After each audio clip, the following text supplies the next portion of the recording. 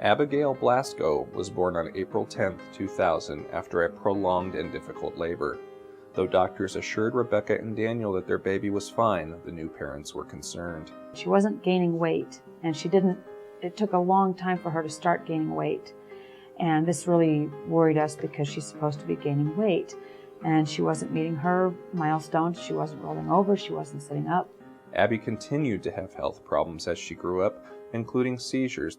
The difficulty with Abby's case was that there was no answer. Rebecca didn't know why her daughter was so seriously injured, didn't know that no doctor had ever told them what had happened to her exactly, because of the fact that over the years the HMO had refused to provide medical records. It took 6 months to get her in to see a neurologist, and the very first thing he said is, we need to have birth records.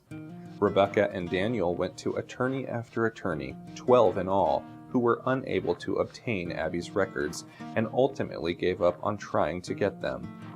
Finally, the Blascos hired David Woodruff, who obtained the fetal heart tracings. I actually had to physically go to their headquarters in California and demand production of records, which we did. Both the HMO and later their attorney sent copies of the fetal heart tracings.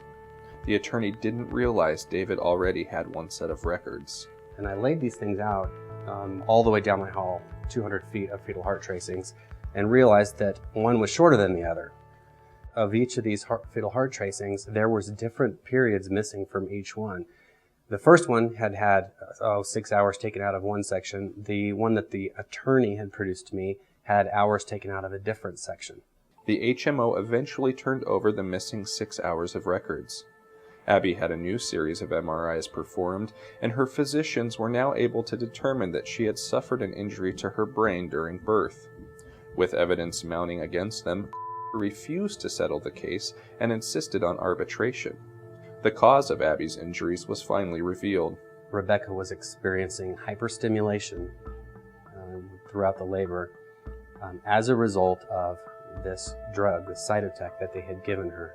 Cytotec's normal approved use is to treat gastric reflux disease. The FDA and the drug manufacturer had warned physicians not to use Cytotec to induce labor. Doctors use Cytotec because it's cheap and it's very effective. It basically forces the cervix open whether it wants to open or not.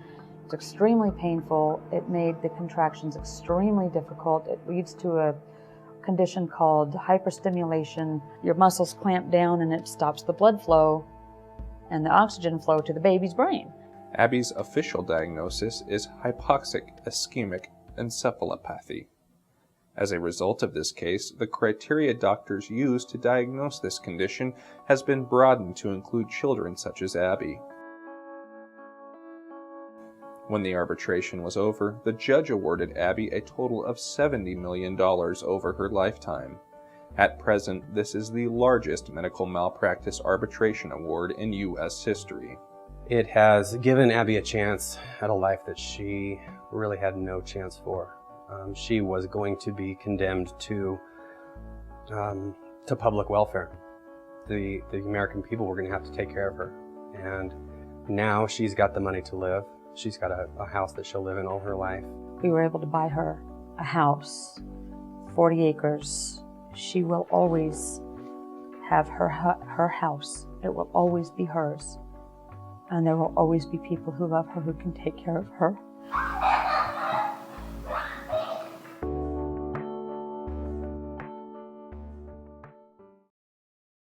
On behalf of baby Abigail and the Blasco family, I want to sincerely thank CTLA for nominating their case for Case of the Year, and we appreciate it very much.